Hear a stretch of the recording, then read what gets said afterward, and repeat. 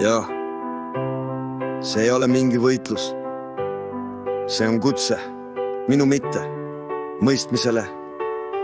Pimedus, mis pole vaenlane, vaid osa minust.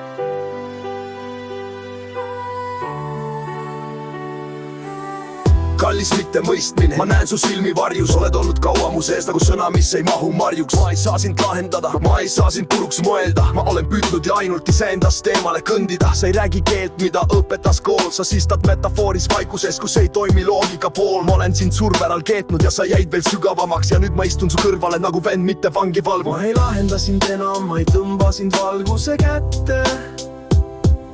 Ma hoian sind vaikselt nagu haava, mis ei peagi kattend. Kui kunagi tuled, siis tule mitte minu ajal, vaid su ajal.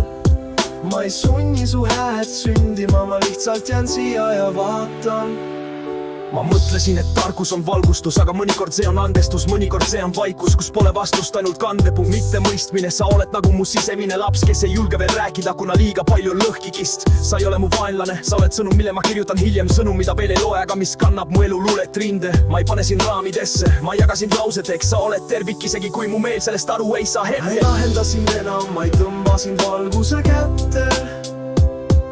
Ma hoian sind vaikselt nagu haava, mis ei peagi kattend. Kui kunagi tuled, siis tule mitte minu ajal, vaid su ajal. Ma ei sunni su hääd sündima, ma lihtsalt jään siia ja vaatan.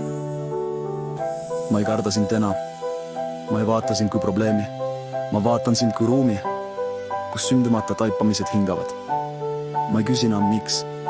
Ma küsin ainult, kuidas ma saan sulle ruumi anda, kuni saad veel vaikuses.